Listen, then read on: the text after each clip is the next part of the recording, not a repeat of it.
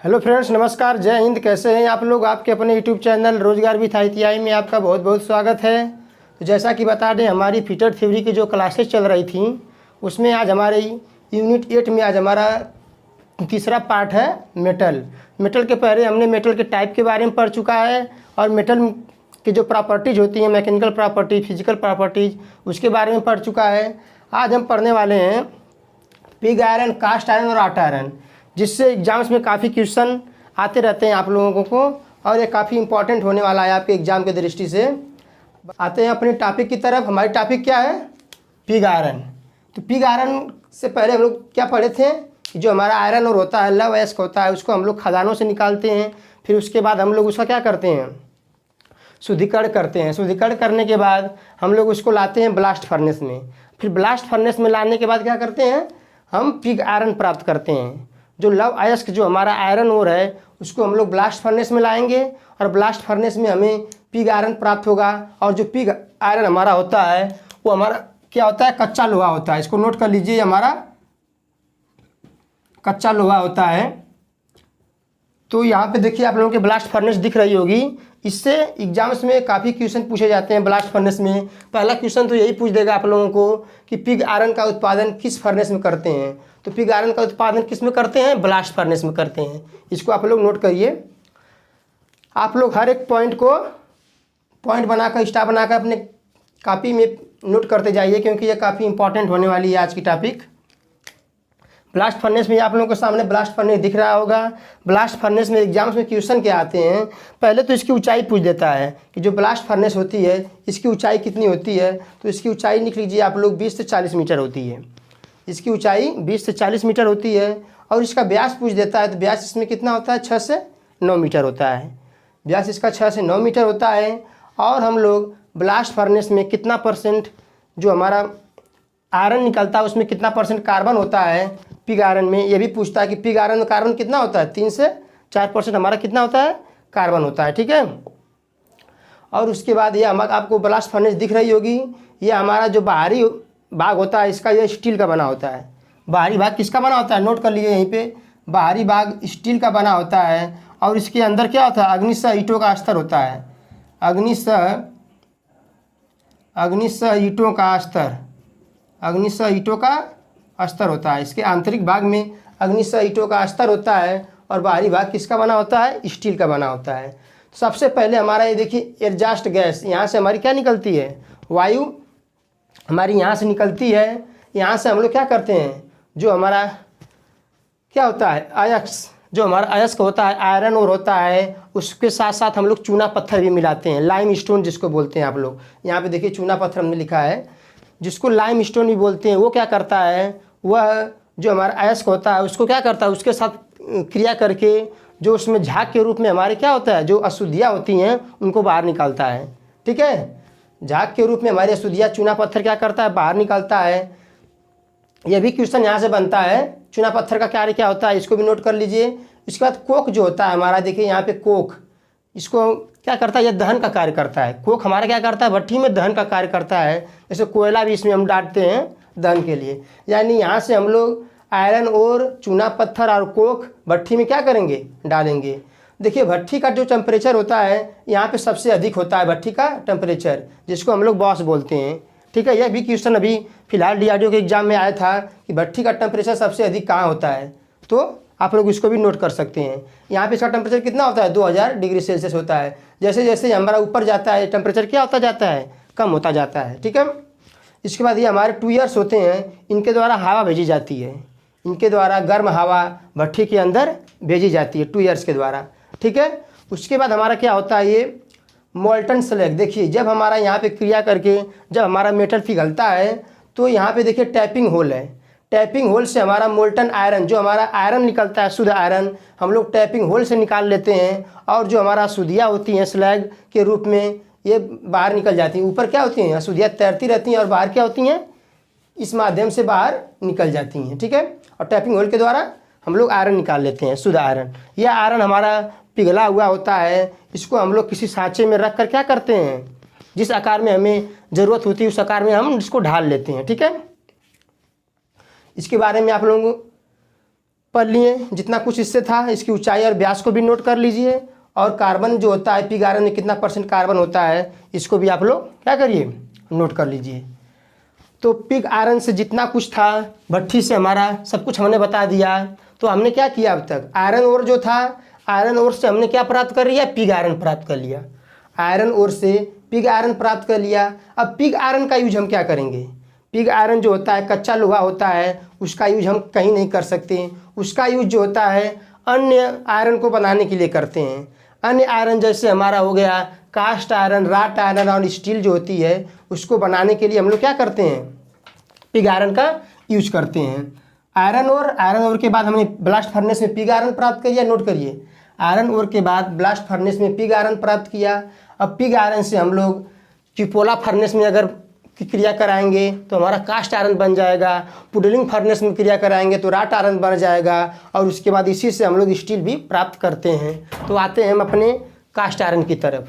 तो यहाँ से पहला क्वेश्चन बनता है कि कास्ट आयरन जो होता है उसको किस भट्ठी में तैयार किया जाता है।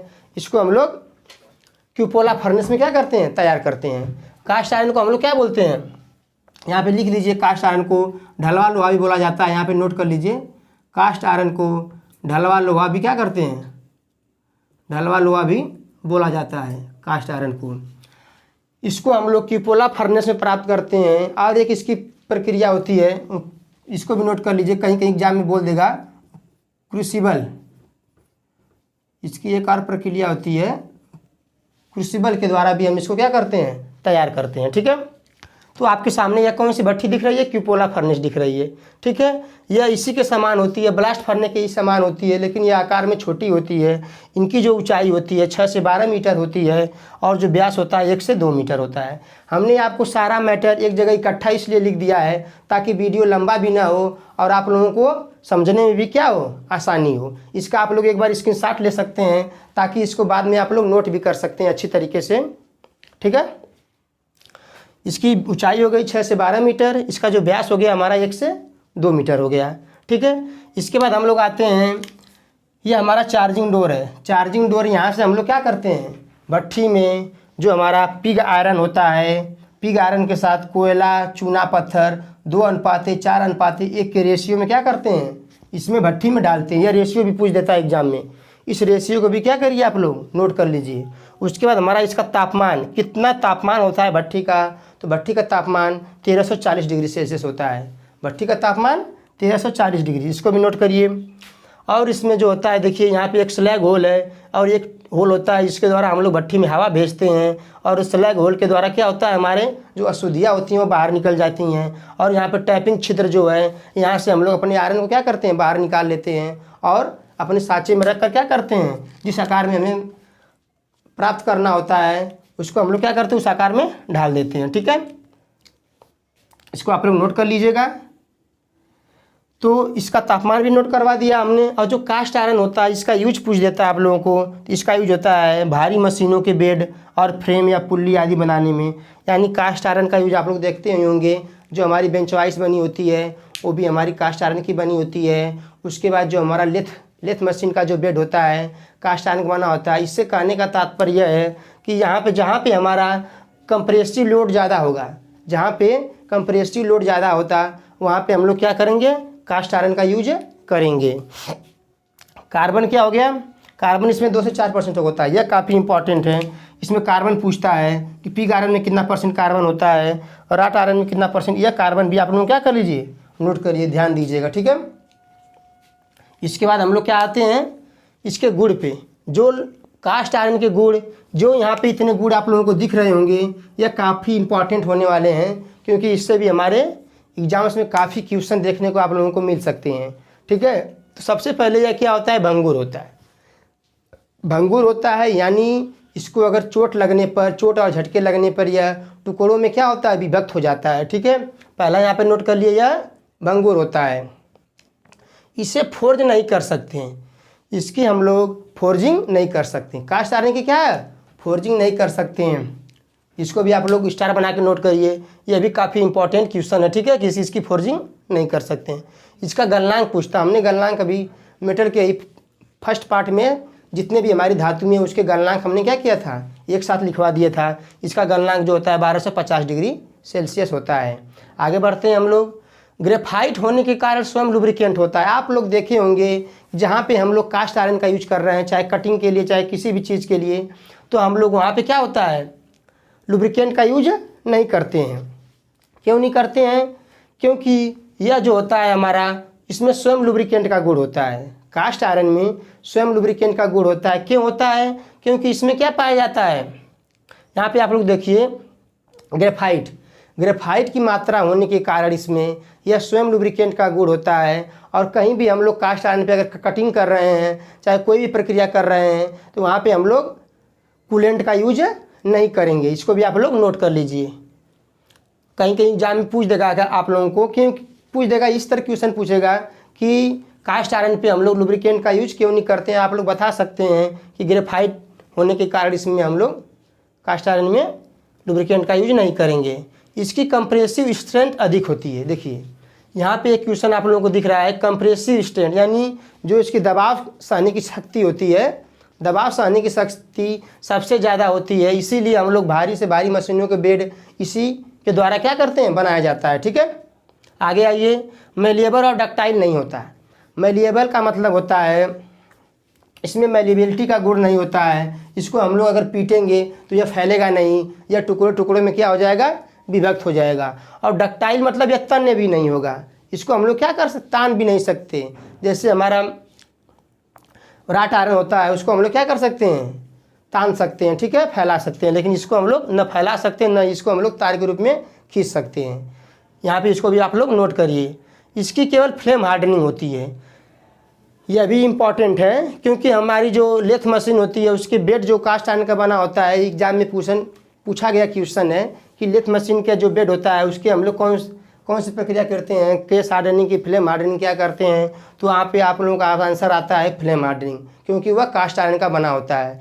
यानी इसकी केवल क्या होगी, केवल फ्लेम हार्डनिंग ही होती है। ठीक है, इतना जो कुछ था आपके सामने, जो ढलवा लोहे के गुण हैं कास्ट आयरन के, यह सब एग्जाम्स में एक न एक क्वेश्चन इसमें से आए हुए हैं। आगे आइए, कास्ट आयरन के प्रकार। कास्ट आयरन के प्रकार में भी आप लोगों को एक दो क्वेश्चन देखने को मिल जाते हैं। इसके बारे में भी हम लोग देख लेते हैं। तो पहला हमारा आता है ग्रे कास्ट आयरन। एक चीज़ यहाँ पे आप लोग ये देख लीजिए, जब हम लोग कास्ट आयरन जब हम लोग भट्ठी में तैयार कर लेते हैं, उसके बाद इसको हम लोग अगर तेज़ी से ठंडा करेंगे, अगर तेज़ी से ठंडा करेंगे तो उसमें क्या हो जाएगा, जो उसमें कार्बन होते हैं, एक कार्बन हमारे होते हैं, संयुक्त कार्बन होते हैं, और एक हमारे फ्री कार्बन होते हैं। जो हमारे संयुक्त कार्बन होते हैं, अगर हम कास्ट आयरन को क्या करते हैं, जब तेज़ी से ठंडा करते हैं तो उसके जो कार्बन होते हैं वह संयुक्त कार्बन होते हैं, वह कार्बन आपस में जुड़े होते हैं, तब हमारी जो कास्ट आयरन होती है वो हार्ड हो जाती है। क्या होती है, हार्ड हो जाती है। अगर वही हम लोग धीरे धीरे ठंडा करेंगे तो क्या होगा, हमारा नर्म हो जाएगा। ठीक है, तो इसमें क्या होता है, हमारा ग्रे कास्ट आयरन यह नर्म होता है। क्यों नर्म होता है, क्योंकि इसमें संयुक्त कार्बन, जो हमारे संयुक्त कार्बन कम होते हैं और फ्री कार्बन अधिक होते हैं। नोट करिए, ग्रे कास्ट आयरन में संयुक्त कार्बन अधिक होते हैं और फ्री कार्बन क्या होते हैं, संयुक्त कार्बन हमारे कम होते हैं।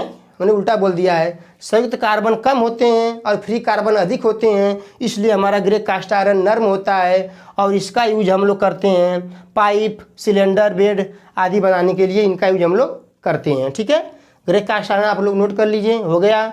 अगला आता है हमारा वाइट कास्ट आयरन। इसी का जस्ट उल्टा होता है। इसमें क्या हो जाएगा, इसमें जो हमारे संयुक्त कार्बन की संख्या अधिक हो जाएगी, संयुक्त कार्बन की संख्या अधिक हो जाएगी और फ्री कार्बन कम होंगे। यानी ये हमारा कठोर हो गया। यानी इसको हमने क्या किया, तेज़ी से ठंडा किया तो इसमें संयुक्त कार्बन अधिक हो गए, यह हमारा कठोर हो गया। इसका यूज हम लोग क्या करेंगे, राट आयरन बनाने के लिए। वाइट कास्ट आयरन का मुख्यतः आप लोगों को कहीं दिख जाएगा कि वाइट कास्ट आयरन का यूज किस लिए करते हैं, तो आप लोग सीधा सा कह सकते हैं कि राट आयरन बनाने के लिए, या पानी के पाइपों जो बनाई जाती हैं हमारी, वो भी हमारी किसकी बनाई जाती हैं, वाइट कास्ट आयरन की ही बनाई जाती हैं। हमारा आता है तीसरा मॉटल्ड कास्ट आयरन। जो हमारा मॉटल्ड कास्ट आयरन होता है, इसमें हमारे संयुक्त कार्बन और फ्री कार्बन दोनों की मात्रा बराबर होती है। संयुक्त कार्बन और फ्री कार्बन दोनों की मात्रा बराबर होती है, और इसका यूज हम लोग ऐसे पार्ट बनाने के लिए करते हैं जिनकी मशीनिंग की जा सके, यानी न वो ज़्यादा हार्ड होगा और न ही ज़्यादा क्या होगा, सॉफ्ट होगा, न ज़्यादा हार्ड होगा न ज़्यादा सॉफ्ट होगा। इसलिए इसका यूज हम लोग क्या करेंगे, ऐसे पार्ट बनाएंगे जिसकी मशीनिंग हम लोग आसानी से कर सकते हैं। आगे आते हैं हम लोग malleable cast iron. Malleable cast iron हम लोग कैसे प्राप्त करते हैं, आप लोग नोट करिए। जो वाइट कास्ट आयरन के द्वारा ही हम लोग क्या करते हैं, मैलिएबल कास्ट आयरन प्राप्त करते हैं। वाइट कास्ट आयरन को हम लोग 15 से 20% स्टील का स्क्रैप मिला देते हैं, जिससे हमारी जो कास्ट आयरन होती है वह मैलिएबल हो जाती है। नोट करिए इसको, वाइट कास्ट आयरन के द्वारा वाइट कास्ट आयरन में 15 से 20% स्टील का स्क्रैप मिला देंगे तो हमारी मैलिएबल कास्ट आयरन तैयार होगी। और यह जो हमारी कास्ट आयरन होती है किस लिए यूज करते हैं, ब्रेक, पैडल, जो हमारे पैडल होती हैं और ट्रैक्टर पार्ट्स जो इसी के द्वारा बनाए जाते हैं मैलिएबल कास्ट आयरन के द्वारा। मैलिएबल मतलब इसी को मिलाने से हमारा कास्ट आयरन क्या हो जा रहा है, मैलिएबल हो जा रहा है। आगे आइए चिल्ड कास्ट आयरन। यह क्वेश्चन एक पूछता है आप लोगों को कि अगर कास्ट आयरन को तेज़ी से ठंडा करते हैं तो हमारा कौन सा कास्ट आयरन बनेगा, पूछ देता है। तो आप लोग क्या कहेंगे, चिल्ड कास्ट आयरन। अगर हम लोग कास्ट आयरन को तेज़ी से ठंडा कर रहे हैं, कास्ट आयरन का जो हमारा यहाँ से निकलेगा, अगर पिघला हुआ मेटल जो निकलता है उसी को ठंडा करने पर डिपेंड करता है कि हमारा कौन सा कास्ट आयरन बन रहा है। इसमें तेज़ी से ठंडा करेंगे ये हमारा क्या होता है, चिल्ड कास्ट आयरन, कठोर होता है। यानी इतना जो कुछ था आपको कास्ट आयरन के बारे में हमने बताया, ये आप लोगों को काफ़ी इंपॉर्टेंट होने वाला है और हर एग्जाम्स में इसमें से 1-2 क्वेश्चन छपने वाले हैं। आगे आइए राट आयरन। अब राट आयरन स्टार्टिंग से हमने क्या पढ़ा, पहले हमारा आयरन ओर था, आयरन ओर को क्या किया हमने, ब्लास्ट फर्नेस में डाला, पिग आयरन बना, और पिग आयरन को हमने क्यूपोला में डाल दिया, कास्ट आयरन बना। अब हम पिग आयरन को ही क्या करेंगे, पुडलिंग फर्नेस में डाल देंगे। किसमें, पुडलिंग फर्नेस में डाल देंगे तो हमारा राट आयरन बनेगा। इसको हम लोग क्या बोलते हैं, पिटवा लोहा भी बोलते हैं। राट आयरन को पिटवा लोहा भी बोलते हैं। यहाँ पे नोट करिए आप लोग, राट आयरन को क्या बोलते हैं, पिटवा लोहा। ये हमारा क्या है, पिटवा लोहा होता है। इसको हम लोग पुडलिंग फर्नेस में प्राप्त करते हैं। इसको प्राप्त करने की एक और प्रक्रिया है, उसको हम लोग एस्टन प्रक्रिया बोलते हैं। क्या, एस्टन प्रक्रिया, ये भी एग्जाम में पूछा गया है, इसको भी आप लोग नोट करिए। इसको हम लोग एस्टन प्रक्रिया के द्वारा भी क्या करते हैं, राट आयरन तैयार करते हैं। यह भट्ठी आप लोगों को दिख रही होगी। इन दोनों में अंतर क्या है, इस भट्ठी में अंतर क्या है। इस भट्ठी में क्या होता है, इस भट्ठी में हम लोग जो हमारा मेटल होता है, आयरन होता है, उसको हम लोग सीधे कोयले के संपर्क में लाते हैं। इसको हम लोग सीधे कोयले के संपर्क में ला रहे थे, इसलिए इनमें और इनमें कार्बन की मात्रा ज़्यादा थी। इन दोनों में क्या थी, कार्बन की मात्रा ज़्यादा थी। अब जितना कार्बन की मात्रा ज़्यादा होगी वह हमारा आयरन उतना अशुद्ध होगा ना। इसमें क्या होता है, हम लोग इसको सीधे जो हमारा कोक होता है, कोयला, और जो हमारा चूना पत्थर लाइम स्टोन होता है, सीधे हम लोग उसके संपर्क में ना लाकर इसके भट्ठी को ही क्या कर देते हैं, इसमें हम लोग जो हमारा कोक और चूना पत्थर को भर के हम लोग क्या करते हैं, इसको गर्म करते हैं भट्ठी को। जब अब देखिए जो हमारा राट आयरन था, तो उसको हमने सबसे पहले क्या किया, सबसे पहले इसमें हम लोग इसको सीधे संपर्क में ना लाते हैं। क्या करते हैं, जो हमारा जो चूना पत्थर होता है उसको हम लोग आयरन के साथ मिला कर रख देते हैं, और जो हमारा कोक होता है, कोयला, उसको हम लोग राट आयरन के संपर्क में नहीं लाते हैं। ठीक, इससे हमारे जो होता है, जो हमारा कार्बन होता है उसमें कम ही क्या होता है, आयरन में हमारा पहुंचता है। और भट्ठी को हम गर्म करते हैं, जिससे हमारा उसके साथ क्रिया करके, लाइम स्टोन के साथ क्रिया करके हमारा स्लैग जो के रूप में बाहर निकल जाता है। और जो हमारा मेटल जो होता है क्या होता है, वह कोक के संपर्क में ना आने से इसमें कार्बन की मात्रा कम ही रह जाती है। ठीक है, इससे हम लोग क्या करते हैं, आयरन इसमें क्या होता है, 99.9% हमारा आयरन बनता है। और जो हमारा कार्बन देखिए बहुत कम मात्रा में कार्बन है, 0.02 से 0.03% तक ही इसमें कार्बन आ रहा है। यानी यह सबसे शुद्ध हमारा हो गया। सबसे अशुद्ध हमारा क्या था, पिग आयरन, और सबसे शुद्ध हमारा क्या हो गया, राट आयरन। ठीक है, इसका हम लोग नाम क्या बोलते हैं, पिटवा लोहा। अभी इसका जो गुण होता है, इसके बारे में कई एग्जाम्स में आते रहते हैं। जो इसका गुण में हमारा आता है, इसमें आयरन इतना प्राप्त कर सकते हैं। इसका गलनांक जो होता है 1600 डिग्री सेल्सियस हमारा इसका क्या होता है, गलनांक होता है।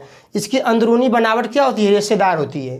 रेशेदार होती है, और जो हमारी कास्ट आयरन की जो बनावट थी वो हमारी कैसी थी, दानेदार थी। नोट कर लीजिए इसको भी, जो हमारी कास्ट आयरन की बनावट दानेदार थी और जो हमारी इसकी बनावट होती है अंदरूनी रेशेदार होती है, यह मेलिएबल और डक्टाइल होता है। इसका विपरीत यह मेलिएबल और डक्टाइल नहीं था, यानी न इसको हम लोग फैला सकते थे, न इसको हम लोग तार के रूप में खींच सकते थे, लेकिन यह जो हमारा है इसको हम लोग पीट कर फैला भी सकते हैं और तार के रूप में खींच भी सकते हैं। इसको आसानी से फोर्जिंग कर सकते हैं, यानी फोर्जिंग का मतलब समझते हैं आप लोग, हम धातु को गर्म करने के बाद उसको पीट कर हम विभिन्न आकार देते हैं, जो उसी को हम लोग क्या कहते हैं, फोर्जिंग की क्रिया कहते हैं। ठीक है, धातु को गर्म कर जब लाल गर्म करते हैं फिर उसको पीट कर विभिन्न आकार में हम लोग परिवर्तित करते हैं, वही फोर्जिंग क्रिया होती है। इसको हम लोग कर सकते हैं, लेकिन कास्ट आयरन को फोर्जिंग नहीं कर सकते। आते हैं, इसको हार्ड और टेम्पर नहीं करते हैं, यानी जो हमारा राट आयरन है इसको हम लोग हार्ड और टेम्पर ना करके इसकी हम लोग केस हार्डनिंग करते हैं, केवल ऊपरी सतह क्या कर देते हैं हम लोग, हार्ड कर देते हैं। आइए, इसकी वेल्डिंग आसानी से करते हैं। जो हमारी राट आयरन होती है इसकी वेल्डिंग भी हम लोग क्या कर सकते हैं, आसानी से कर सकते हैं। इसका यूज भी पूछ देता है एग्जाम में आप लोगों को, तो इसका use chain, crane, hook, rivet, कृषि के औजार, भाप की पाइपों आदि बनाने के लिए हम लोग राट आयरन का यूज करते हैं। तो आप लोग यहाँ पे देख लिए होंगे कि संभवतः आप लोगों को एग्जाम्स में जितने क्वेश्चन आने वाले हैं हमने आप लोगों को बता दिया है। और आप हमारी क्लास पहली बार देखे हैं तो पिछले भी हमने वीडियो अपलोड कर रखे हैं, उसको भी आप लोग एक बार देख सकते हैं और हमारे साथ जुड़कर अपनी एग्जाम्स की तैयारी कर सकते हैं। अगर वीडियो अच्छी लग रही है तो दोस्तों को शेयर करिए, चैनल को सब्सक्राइब करिए, वीडियो को लाइक करिए, जिससे आगे की वीडियो आप लोगों को मिलती रहे। तो इस प्रकार वीडियो को समाप्त करते हैं। जय हिंद।